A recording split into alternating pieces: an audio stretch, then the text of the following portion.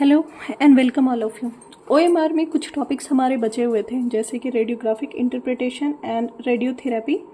तो अभी हम लोग रेडियोग्राफिक इंटरप्रिटेशन देखेंगे ओएमआर का।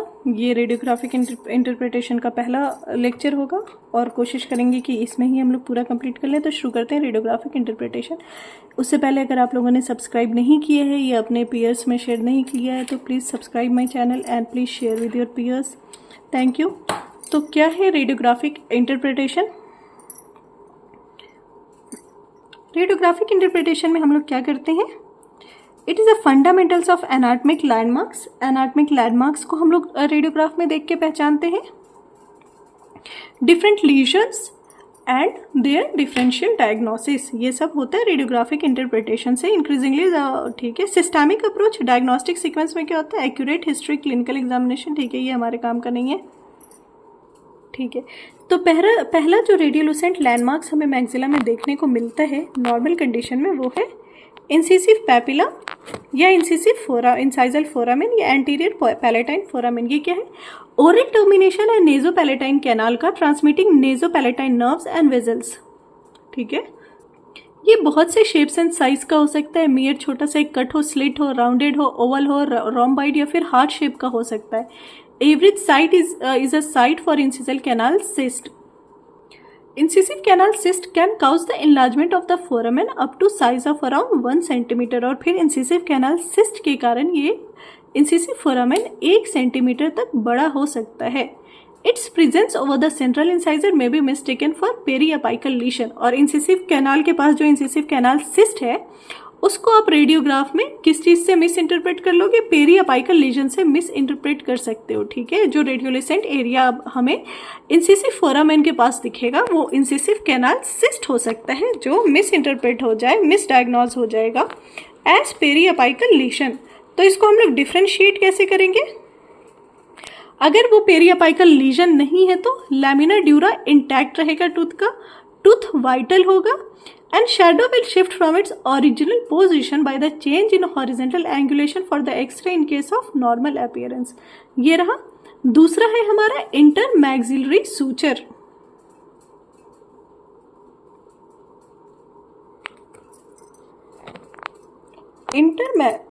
दूसरा है हमारा इंटरमैक्सिलरी सूचर। इंटरमैक्सिलरी सूचर कहाँ होता है?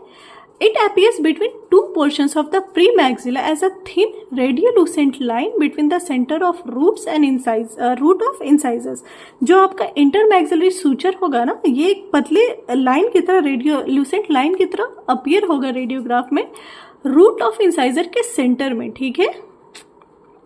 ये क्या है? एक इंटरमैक्सिलरी सूचर रेडियोग्राफ में अपीयर होगा as a dark line extending from central incisors to the posterior aspect of the palate, है ना, एक डार्क लाइन की तरह अपीयर होगा। लेकिन appearance of this radiolucent line is sometime mistaken for fracture in the alveolar process in periapical films and fracture of the palate in occlusal films. लेकिन intermaxillary suture कैसे misdiagnosed हो जाएगा?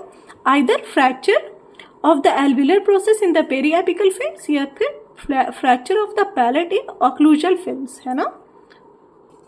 Third is nasal fossae या nasal nostrils. These appears as dark shadows over the lateral incisors। lateral incisors पे एक dark shadow की तरह present होते हैं nasal fossa या nostrils।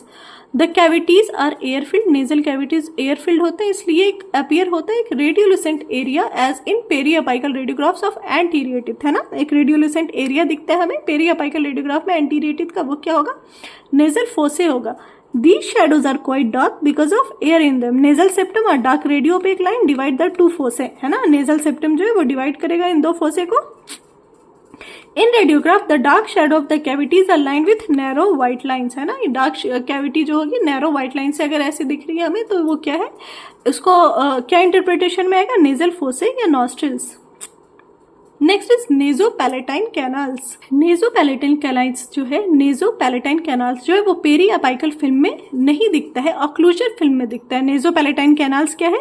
ओरिजिनेट करता है to foramina at the floor of nasal cavity, है ना। Openings are on either side of the nasal septum. Nasal septum के दोनों साइड ओपनिंग रहेगी नेजोपैलेटाइन कैनाल्स का। आईयूपीए में नहीं दिखेगा, ऑक्लूजल फिल्म्स में दिखता है ये। Next is antrum of Highmore और मैक्सिलरी साइनस। ये कैसे इंटरप्रेट होगा? This appears antrum of Highmore maxillary sinus को एंट्रम ऑफ हाइमोर भी कहते हैं। This appears as dark shadows over the posterior teeth usually from premolar to the tuberosity region. ये आप याद कर लो, एंट्रम ऑफ हाइमोर या मैक्सिलरी साइनस जो है वो रेडियोग्राफ में कैसे इंटरप्रेट होगा, पोस्टीरियर टीथ के पास एक डार्क शैडो के फॉर्म में दिखेगा। यूजुअली कहाँ दिखेगा, प्रीमोलर से ट्यूबरोसिटी रीजन तक। This appears quite dark because it contains air, और ये मैक्सिलरी साइनस डार्क दिखता है एयर की वजह से। Maxillary sinus is the largest of the paranasal sinus. The two sinuses right and left can be of similar shape और different. सबसे largest paranasal sinus कौन है, मैक्सिलरी साइनस जो है वो लार्जेस्ट पैरानाइजल साइनस है। IUPA में मैक्सिलरी साइनस कैसा दिखता है, या तो यू शेप दिखेगा रूट सरफेस पे पोस्टीरियर टीथ के, या डब्ल्यू शेप का होगा विद वन सेप्टा और रेयरली विद 2 और मोर सेप्टे। ठीक है, यू शेप या डब्ल्यू शेप दिखेगा IUPA पे। Next is nasolacrimal duct. Nasolacrimal duct, ठीक है। अब नेजोलैक्रिमल डक्ट है ना, ये अक्लूजल फिल्म में दिखता है, पेरीअपाइकल रेडियोग्राफ में नहीं दिखता है। राउंड और ओवल शेप का रेडियोलिसेंट एरिया होगा फर्स्ट मोलर के रूट के पास। फर्स्ट मोलर के रूट के ऊपर जो है राउंड या ओवल शेप का एक रेडियोलिसेंट एरिया होगा, उसे हम नेजोलैक्रिमल डक्ट इंटरप्रेट करेंगे। स्लाइटली मीजल और distal this can be superimposed over the apices of either second premolar और फर्स्ट और सेकंड मोलर। ठीक है, ये हो गया nasolacrimal duct. Next is posterior palatine foramen. Posterior palatine foramen is seen only in occlusal films and very rarely in periapical. This is round और oval and radiolucent over area over the roots of first molar. ठीक है, तो आपका nasolacrimal duct and posterior palatine foramen दोनों occlusal film में ही दिखेगा और फर्स्ट मोलर के रूट के पास दिखेगा। Median palatine suture seen in occlusal films, a thin radiolucent line in the center of palate. Mid palatine suture, ठीक है, मीडियन को आप मिड पढ़ो तो आपको ज्यादा याद रहेगा। Mid palatine suture occlusal film में दिखेगा, थिन रेडियोलुसेंट लाइन होगा, पैलेट के सेंटर पे होगा। अभी हमने पढ़ा रेडियोलुसेंट एरिया ऑफ मैक्सिला, अब पढ़ेंगे radio opaque landmarks of maxilla. Radio opaque landmarks of maxilla में पहला है हमारा zygomatic process and the bone. ये कैसे दिखेगा हमें रेडियोग्राफ पे, in the periapical radiograph zygomatic process appears as a U shaped radio opaque line with its open and directed superiorly. It is often seen in maxillary sinus radiolucency. ठीक है, maxillary sinus radiolucency में दिखेगा ये हमें। जाइगोमा या मैलर bone, जाइगोमा या मैलर bone appears as an irregular radio opaque shadow covering the third molar apices, which may extend up to the apices of second molar in case where palatal vault is low. This shadow of malar bone may be misinterpreted as hypercementosis or an ankylosis of second and third molar. Zygoma या malar bone जो है ये irregular radio opaque shadow है जो कि third molar के root के apex के पास दिखता है या फिर वो सेकेंड मोलर तक एक्सटेंड हो सकता है। जाइगोमा या मैलर बोन जहां पैलेटल वॉल्ट लो है ना, ये ऐसा शेडो प्रेजेंट करेगा मैलर बोन का कि हमें लगेगा रेडियोग्राफ देखकर कि या तो टिथ का हाइपरसेमेंटोसिस हो गया है या एंकाइलोसिस हो रहा है सेकंड या थर्ड मोलर का। ये कैसे इंटरप्रेट होगा, या तो हाइपरसेमेंटोसिस या फिर ankylosis. Zygoma of malar bone. Hamular process of sphenoid bone, hamular process of sphenoid bone it appears as an irregular radio opaque shadow. ये अपीयर कैसे होता है, एक इरेग्युलर रेडियो ओपेक शेडो की तरह। Sorry, hamular process of sphenoid bone. This is rarely और seldom visible in IOPA. In extraoral films, this appears as a thick radio opaque line terminating just below the region of maxillary tuberosity. Hemular process of sphenoid bone कहाँ मिलेगा, extraoral film में हमें देखने को मिलेगा। और ये कहाँ पे टर्मिनेट हो रहा होगा, जाके मैक्सिलरी ट्यूबरोसिटी रीजन में जाके टर्मिनेट हो रहा होगा एक रेडियो ओपेक लाइन जो कि हमारा होगा hamular process of sphenoid bone. Next is nasal septum. It is seen as pear shaped radio opaque area extending backwards from the incisive foramen in between two central incisors. तो अगर question है कि ये एक पियर शेप्ड स्ट्रक्चर है जो आपको एक पियर शेप्ड रेडियो ओपेक एरिया है जो कि इंसिसिव फोरामेन से होता हुआ दो सेंट्रल इंसाइजर के बीच जो है वो एक्सटेंड हो रहा है बैकवर्ड, तो वो क्या है, नेजल सेप्टम है। ठीक है, pear shape radio opaque area extending backward from the incisive foramen in between two central incisors, तो ये है आपका nasal septum. Next is inverted Y of Ennis. This is inverted Y of एनिस.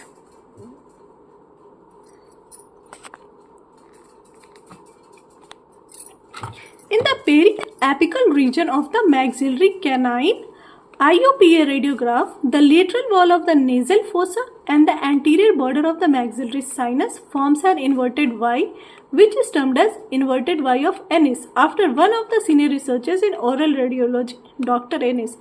तो inverted Y of Ennis क्या है? Periapical region of maxillary canine. Maxillary canine के root region में जो है आपको रेडियोग्राफ में दिखेगा नेजल फोसा का लेटरल वॉल और एंटीरियर बॉर्डर मैक्सिलरी साइनस का एक वाई शेप फॉर्म करता हुआ क्या क्या दिखेगा? लेटरल वॉल, नेजल फोसा का लेटरल वॉल और मैक्सिलरी साइनस का एंटीरियर बॉर्डर जो है ये फॉर्म करेगा इन्वर्टेड वाई, जिसे हम लोग इन्वर्टेड वाई ऑफ एनिस कहते हैं. ये याद रखना, थोड़ा टेढ़ा सा है. Coronoid process of mandible. It is a triangular gray area of radio opacity seen on radiograph of upper molars. ये याद रखना. कोरोनॉइड प्रोसेस ऑफ मैंडिबल कहाँ दिखेगा? कोरोनॉइड प्रोसेस ऑफ मैंडिबल को क्या इंटरप्रेट किया जाएगा? ये एक ट्राइएंगुलर ग्रे कलर का रेडियो ओपेसिटी होगा जो कि रेडियोग्राफ में अपर मोलर रीजन में आपको दिखेगा. Coronoid process of mandible. ठीक है. रेडियोल्यूसेंट लैंडमार्क्स ऑफ मैंडिबल. अब हमारा है रेडियोल्यूसेंट लैंडमार्क्स ऑफ मैंडिबल. इसमें क्या होगा कि हमने मेंटल फोरामेन. मेंटल फोरामेन क्या है? Mental foramen is present under the root of first and second premolar. Mental foramen जो है फर्स्ट और सेकंड प्रीमोलर के रूट के अंडर होता है. It is visible mostly in the youngsters because as the age increases the mental canal is directed superiorly and posteriorly. Shape of the foramen may vary from round to oblong. Size can 1 mm to 0.5. Usually it is corticated. Presence of intact lamina dura and testing the vitality of the tooth can distinguish it from pathology by change of angulation of cone. ये जो foramen है ना वो move करेगा जब आप x ray लेते time angulation कोन का चेंज करोगे, लेकिन periapical pathosis will remain with the root apex. लेकिन पेरीअपाइकल पैथोसिस अगर वो हुआ तो रूट एपेक्स में ही दिखेगा. ये था आपका mental foramen. Mandibular foramen, this is only visible in lateral jaw films, है ना. मैंडिबल फोरामेन सिर्फ लेटरल जॉ फिल्म में दिखेगा एज अ स्मॉल राउंडेड और funnel shaped black shadow over the ramus of mandible. Mandible foramen कहाँ दिखेगा? Ramus of mandible के ऊपर दिखेगा. राउंडेड या फनल शेप्ड ब्लैक शैडो होगा. ठीक है. Mandibular foramen ramus of mandible के पास दिखेगा. फनल शेप्ड होगा या राउंडेड होगा. मैंडिबुलर कैनाल जो है ये एक रेडियोलुसेंट एरिया की तरह अपीयर होता है, covered superiorly and inferiorly by radio opaque margin. ठीक है. जो आपका मैंडिबुलर कैनाल है वो एक रेडियोलुसेंट एरिया है जो कि कवर है superiorly and inferiorly by radio opaque margin. Borders are seen partially और even may be absent.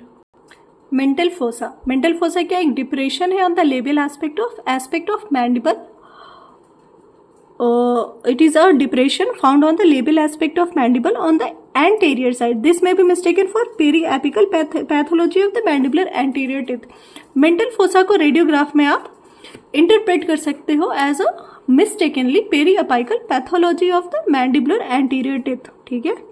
Nutrients canal of interdental canals. Nutrient canals और इंटरडेंटल कैनाल्स. ठीक है. These are often seen in mandibular periapical radiographs. Nutrient canal जो है ये interdental canal mandibular IOPA में आपको दिखेगा. They carry bundles and jaw bones supply the teeth and जिंजर विद. ठीक है. देख लिया आपने nutrient canal. They carry neurovascular bundle in the jaw bones and supply the length and supply the teeth and gingival tissues. Nutrient canal mandibular periapical radiograph में दिखेगा. ठीक है. Pharyngeal space. Pharyngeal space, this is seen as a radiolucent area. Pharyngeal space is seen as a radiolucent area only in lateral jaw films. Pharyngeal space जो एक radiolucent area की तरह दिखता है सिर्फ lateral jaw film में दिखेगा. ये as a broad dark area extending vertically on ramus. एक broad सा dark area जो कि vertically ramus के side आपको extend करता हुआ दिखेगा. Pharyngeal space और क्यों होता है? Patient swallowing when the film is being exposed. X-ray later time patient swallow कर रहा हो तब हमें pharyngeal space दिखता है रेडियोग्राफ में. और ये क्या दिखता है? एक रेडियोलुसेंट एरिया होगा जो कि ब्रॉड डार्क एरिया होगा extending vertically into the ramus, ठीक है। इसे भी हम लोग एक पैथोलॉजिकल लीजन्स समझ सकते हैं, तो केयरफुली डायग्नोस करना है। Submandibular gland radiolucency, the body of the angle is thinned and down physiologically in most of the cases. Body of angle जो होता है वो डाउन फिजियोलॉजिकली पतला होता है, नीचे आते आते पतला होता जाता है। The thinness which appears free from the regular trabecular pattern must be differentiated from the pathologies like osteoporosis, fibrous dysplasia, ameloblastoma, also termed as submandibular gland fossa। तो ये जो पतला हो रहा है ना नीचे आते आते एंगल, इसको आपने डिफ्रेंशिएट करना है। ये एक नॉर्मल है एंगल का पतला होना, नीचे आते आते इसको डिफ्रेंशिएट करना है। ऐसा ना लगे कि किसी पैथोलॉजी की वजह से बोन जो है वो थिन हो रही है, सच एज ऑस्टियोपोरोसिस हो गया, फाइब्रस डिस्प्लेशिया हो गया, etcetera. Now radio opaque landmarks of mandible in radiographic interpretation. तो एक्सटर्नल ऑब्लिक रिज कैसे दिखेगा? White line on the anterior portion of ascending ramus, white line दिखेगा असेंडिंग रैमस के anterior portion पे। Sometime it is so heavy that it overshadows the root of the molars, और कभी कभी ये इतने मोटे होते हैं कि मोलर्स के रूट को ओवरशैडो कर देता है external oblique ridge. जीनियर tubercle, these are 4 in number, junior tubercle 4 in number, 2 on either side of the median line of internal surface of mandibular incisors, ठीक है। दोनों साइड जो होते हैं दो होते हैं internal surface of mandibular incisors के इंटरनल सर्फेस पे। This is usually seen in occlusal film, this appears as a white ring with a dark centre immediately beneath and between lower central incisors, है ना, lower central incisors के पास दिखता है हमें। Genial tubercle हो गया। Next is mental ridge.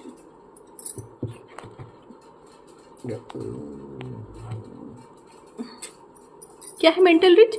Mental ridge is a dark white ridge extending from symphysis to the bicuspid reason.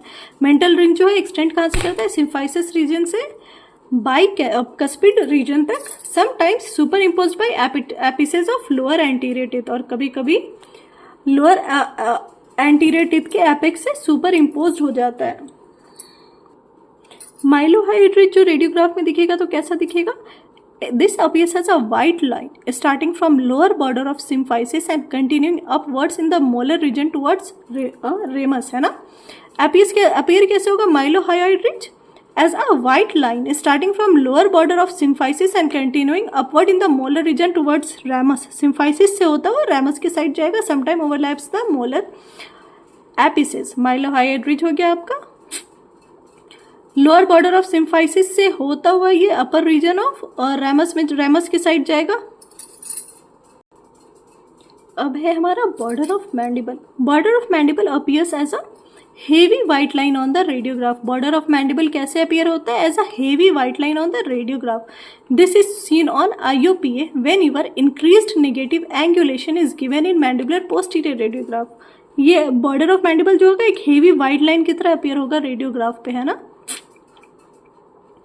The shadow of teeth and pulp cavities appears as a radio opaque and radiolucent respectively। teeth जो होगा वो radio opaque होगा, pulp जो होगा radiolucent दिखेगा। maxilla the radio opacity of enamel, dentine and cementum varies but the radiolucency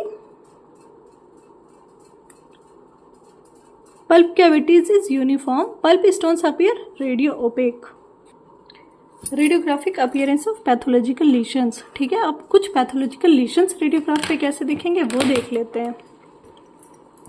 radiographic appearance of caries in very simple term can be classified, ठीक है।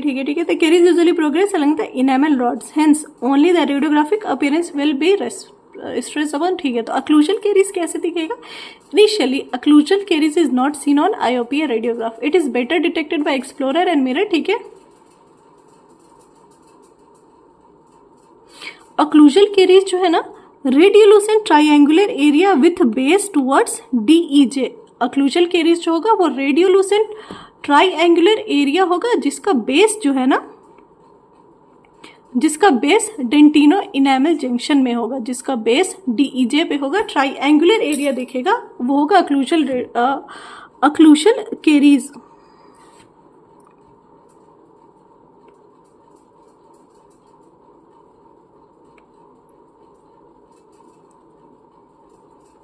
Buckle या लिंगुअल कैरिज कैसा दिखेगा? Buckle या लिंगुअल कैरिज जो दिखेगा,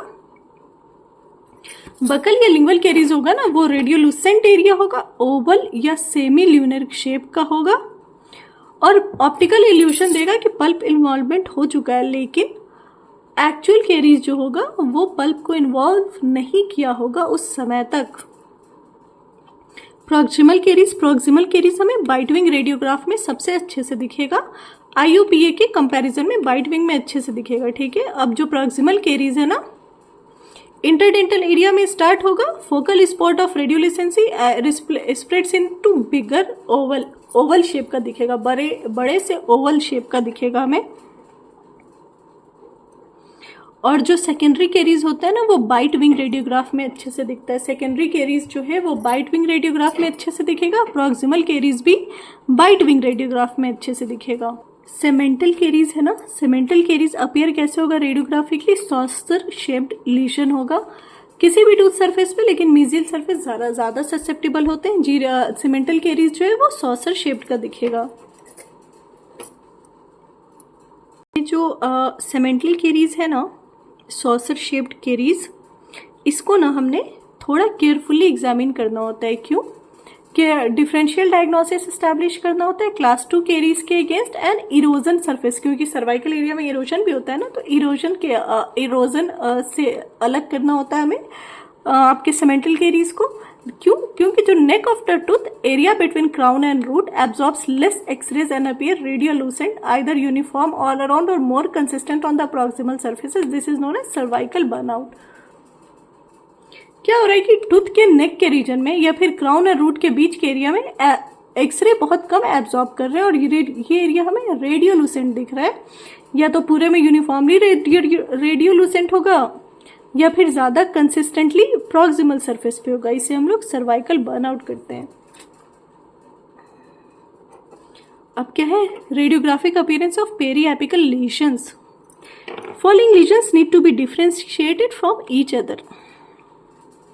कैसे डिफरेंशिएट करेंगे हम लोग?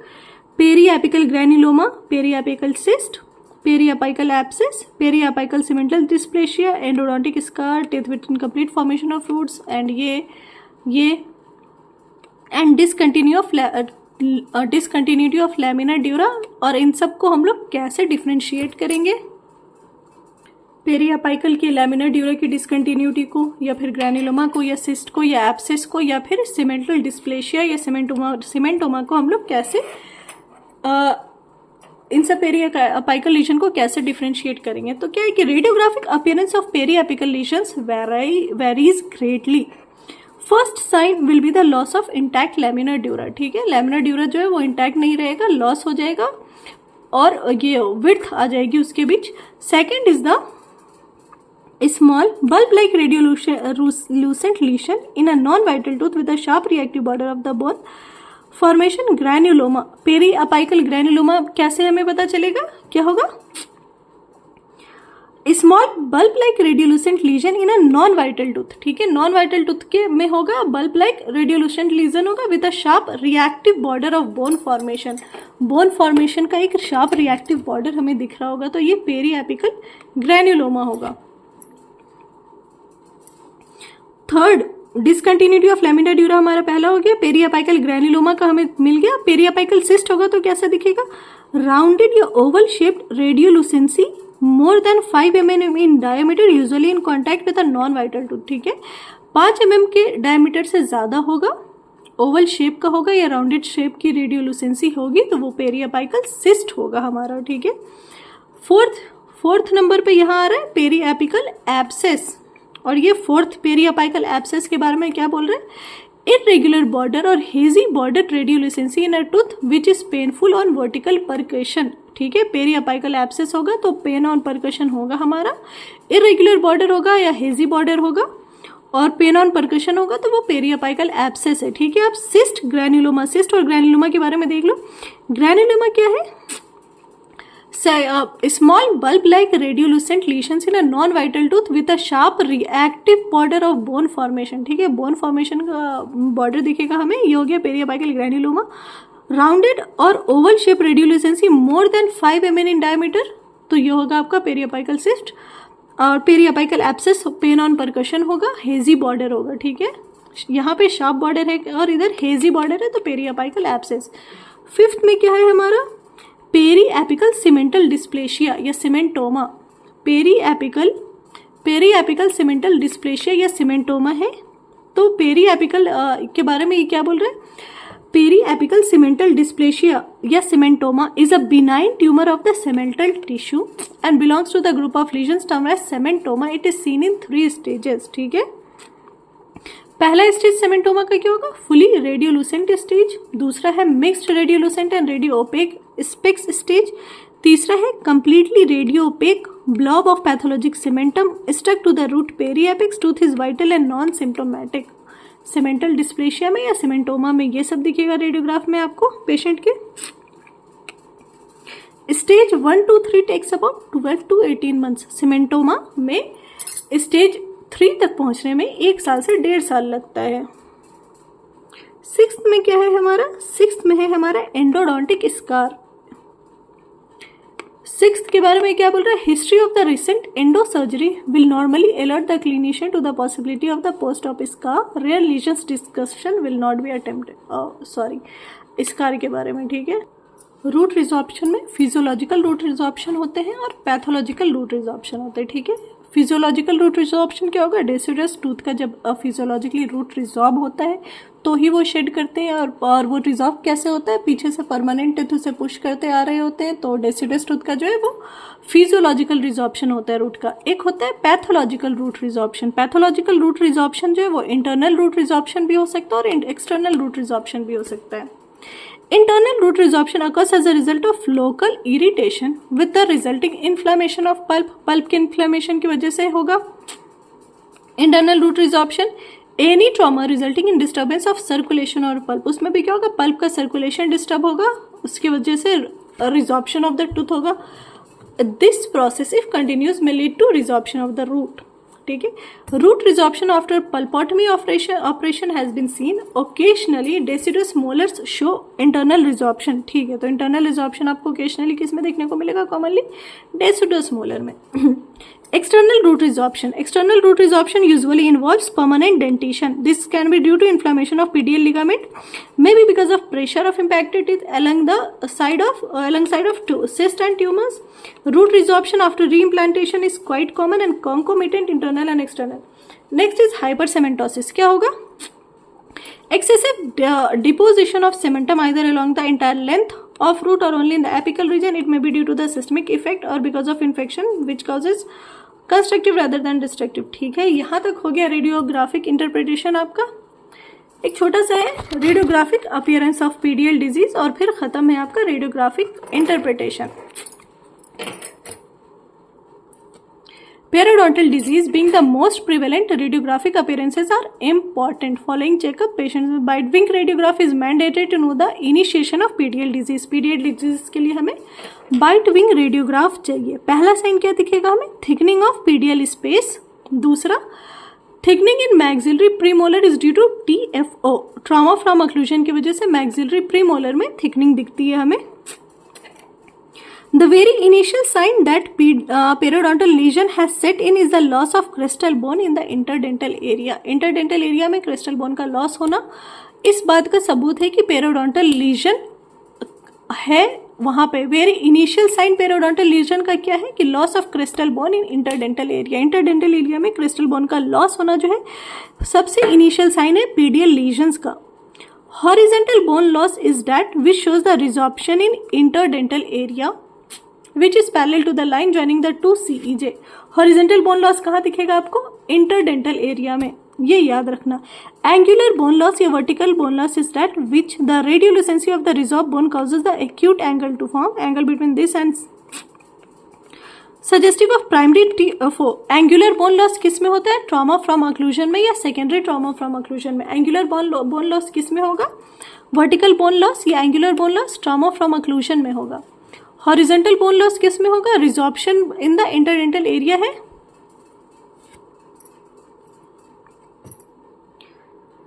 रेडियोलुसेंसी which is oval shape surrounding the cervical areas of the tooth are indicative usually of PDL abscess. रेडियोलुसेंसी जो सर्वाइकल एरिया में दिखे टूथ के वो इंडिकेटिव है पेरोडोंटल एब्सेस का. Of course the pain on lateral percussion and the sign is इतना. ठीक है, पेन परकशन पे पेन होगा.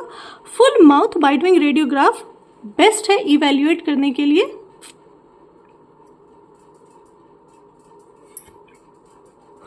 ये हुआ इतना आपका रेडियोग्राफिक इंटरप्रिटेशन का सुपरफिशियल. और भी बहुत कुछ है.